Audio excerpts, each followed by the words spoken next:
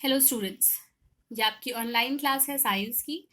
और हम आज एक नया चैप्टर हमने स्टार्ट किया है, that is combustion and flame, यानी कि दहन और ज्वाला। आपने अपने घर में या फिर गाड़ियों को देखा होगा जो कि अलग अलग तरीके के फ्यूल्स उसमें यूज़ होते हैं। जैसे कि घर में खाना बनाने के लिए हम एलपीजी का यूज़ करते हैं। गाड़ियों को चलाने के लिए हम पेट्रोल, डीजल या सीएनजी का यूज़ करते हैं। तो ये सारे फ्यूल्स क्या हैं? ये फ्यूल्स बर्न होते हैं और हमें एनर्जी प्रोवाइड करते हैं। इसी तरीके से आपने अगर बात करें कैंडल की, तो आपने देखा होगा कि कैंडल किस तरीके से जलती है और कोयला किस तरीके से जलता है। अगर आप एक कंपैरिजन करें burning of candle and burning of coal में, तो दोनों में क्या डिफरेंस है, क्या अंतर है? सिंपल सा डिफरेंस है कि जब मोमबत्ती जलती है तो हमें एक फ्लेम मिलता है, लेकिन जब कोयला जलता है तो हमें इस तरीके का कोई फ्लेम नहीं मिलता है। तो इस चैप्टर में हम यही सारी चीज़ें पढ़ेंगे कि किस तरीके से कंबशन होता है, कौन से सब्सटेंसेस हैं जो कि कंबशन करते हैं, कौन से नहीं करते हैं, फिर क्या ज़रूरी कंडीशन है इसके लिए। उसके बाद हम टाइप्स पढ़ेंगे कि दहन के कितने प्रकार हैं, फिर ज्वाला क्या होती है, फायर एक्सटिंग्विशर के बारे में पढ़ेंगे, और इन सारी चीज़ों का हमारे इन्वायरमेंट पे क्या इम्पैक्ट है, ये सब पढ़ेंगे। तो स्टार्ट करते हैं। पहला टॉपिक जो आज हम पढ़ेंगे वो है कंबशन, यानी कि दहन। पिछली क्लासेस में आपने इससे रिलेटेड कुछ एक्टिविटीज़ भी पढ़ी होंगी। तो आपको ये पता होगा कि जब हम मैग्नीशियम को जलाते हैं तो मैग्नीशियम जल करके मैग्नीशियम ऑक्साइड बनाता है, और इसके साथ ही साथ वो क्या करता है, हीट और लाइट एनर्जी को रिलीज करता है। यानी कि मैग्नीशियम जलकर मैग्नीशियम ऑक्साइड बनता है और प्रकाश तथा ऊष्मा को उत्पन्न करता है। तो इससे ये समझते हैं कि कंबशन होता क्या है, दहन किस प्रक्रिया को कहते हैं। तो दहन एक रासायनिक प्रक्रिया है जिसमें कि ऑक्सीजन यानी कि एयर की प्रेजेंस में सब्सटेंस बर्न होता है और हीट और लाइट एनर्जी प्रोड्यूस करता है।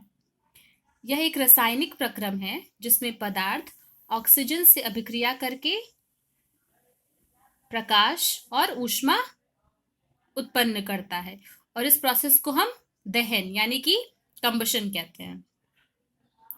जिस पदार्थ का दहन होता है उसे हम दाह्य पदार्थ या फिर कंबस्टिबल सब्सटेंस कहते हैं। क्या होता है कंबस्टिबल सब्सटेंस? ऐसे सब्सटेंस जो कि एयर के प्रेजेंस में जलते हैं और हीट लाइट एनर्जी को प्रोड्यूस करते हैं, उनको हम कंबस्टिबल सब्सटेंस कहते हैं। जैसे कि वुड है, पेपर है, केरोसिन है, लिक्विफाइड पेट्रोलियम गैस है, एटसेट्रा। बहुत सारे एग्जाम्पल्स हैं। नॉन कंबस्टिबल सब्सटेंस यानी कि अमृत पदार्थ क्या होते हैं? ये ऐसी चीजें हैं, ऐसे सब्सटेंस हैं जो कि एयर के साथ बर्न नहीं होते हैं, जलते नहीं हैं। जैसे कि स्टोन है, स्टील है, ग्लास, ये सारे नॉन कंबस्टिबल सब्सटेंस है। कंबशन यानी कि दहन एक केमिकल चेंज है। इस प्रोसेस में कोल या फिर ऐसे जो चीज़ें हैं जैसे कि चारकोल है, ये ऑक्सीजन के साथ एयर में रिएक्ट करती हैं। एयर में जो ऑक्सीजन प्रेजेंट है उसके साथ रिएक्ट करती हैं और जलने के बाद कार्बन डाइऑक्साइड और वाटर बनाती हैं।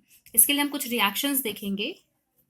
पहला रिएक्शन है कि जब कार्बन ऑक्सीजन के साथ कंबाइन करता है, ऑक्सीजन जो एयर में प्रेजेंट है, तो कार्बन डाइऑक्साइड और एनर्जी रिलीज करता है।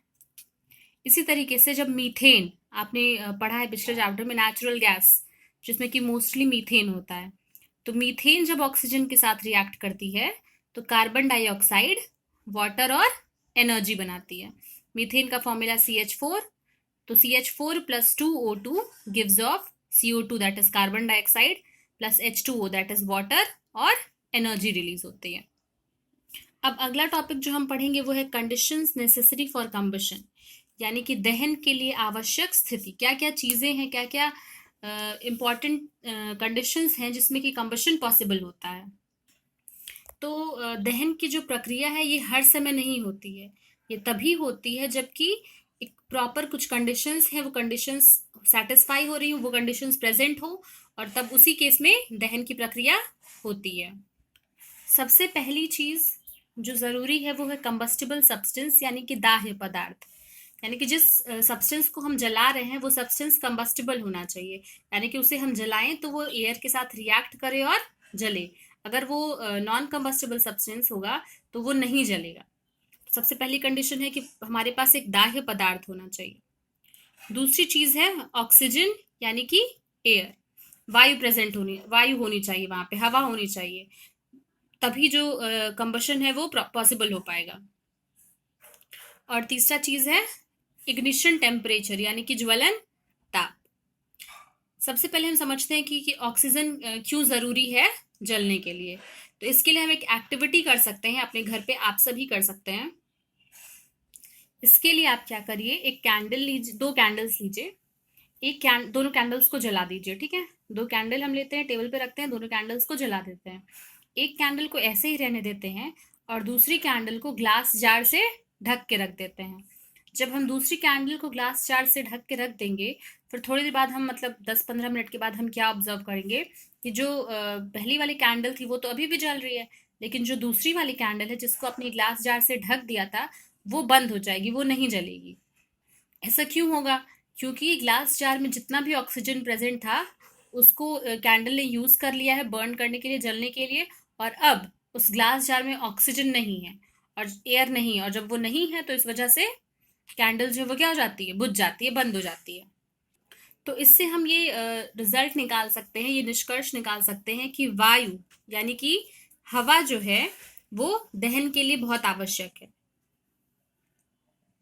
क्योंकि पहली कंडीशन में मोमबत्ती जो है वो बिना रुके, मतलब बिना बुझे जो है वो अच्छे से जल रही है, लेकिन जो दूसरा कंडीशन है जिसमें कि उसको ग्लास जार से ढक दिया गया है, वहां पे एयर जो है वो बाहर से अंदर नहीं जा पाती है और इस वजह से धुआं रिलीज होता है और ज्वाला यानी कि फ्लेम बुझ जाती है, बंद हो जाती है, क्योंकि उसे एयर अवेलेबल नहीं है।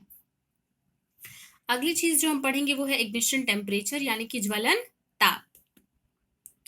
किसी भी सब्सटेंस को जलने के लिए एक मिनिमम टेम्परेचर है जो कि रिक्वायर्ड होता है, जिस पर कि उसे हम जला सकते हैं। वह न्यूनतम ताप, वह मिनिमम टेम्परेचर जिस पर कि कोई सब्सटेंस, कोई पदार्थ जलने लगता है, उसे हम ज्वलन ताप यानी कि इग्निशन टेम्परेचर कहते हैं। इग्निशन टेम्परेचर अलग अलग सब्सटेंसेस के लिए अलग अलग होता है। कुछ ऐसे सब्सटेंस है जिसका इग्निशन टेम्परेचर बहुत कम होता है, तो वो जल्दी से उसमें फायर जो है वो लग जाती है, उसको जल्दी से जला सकते हैं। और कुछ ऐसे हैं जिनका कि इग्निशन टेम्परेचर बहुत ज्यादा होता है, तो उनको जलाना बहुत ही मुश्किल हो जाता है।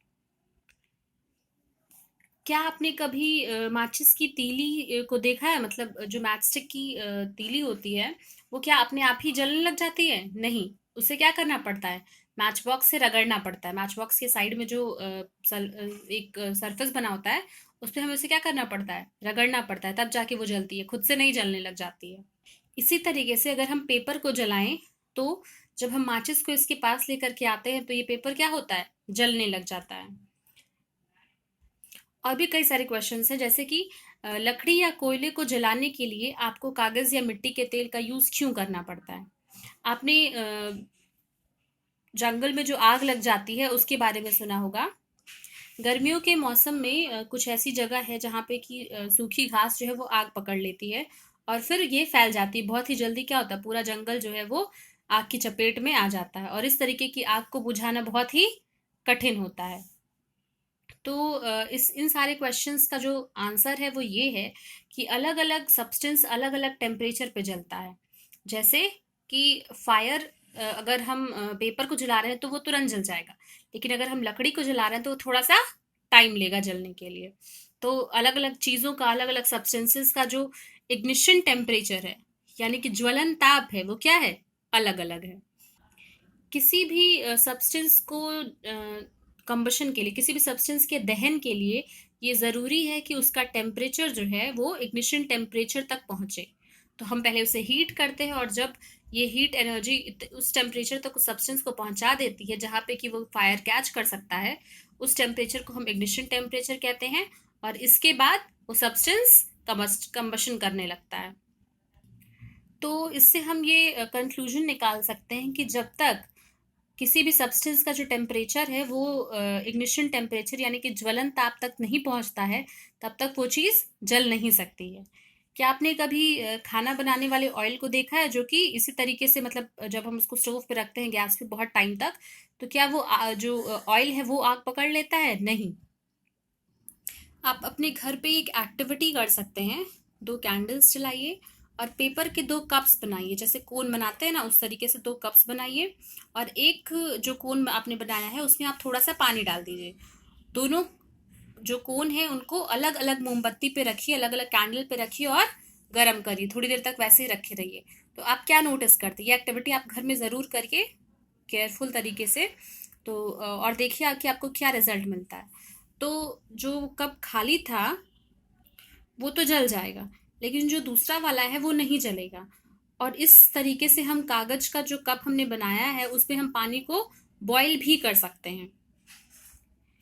तो इस एक्सपेरिमेंट से जो रिजल्ट आ रहा है वो क्या है, यानी कि अगर हम पेपर के कप को जो एनर्जी प्रोवाइड कर रहे हैं वो एनर्जी वाटर जो है वो क्या करता है, एब्जॉर्ब कर लेता है।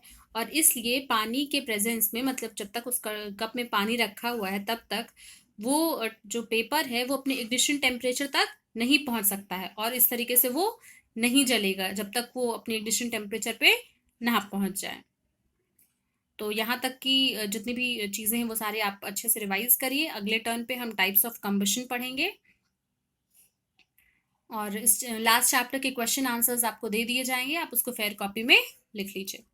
Thank you class.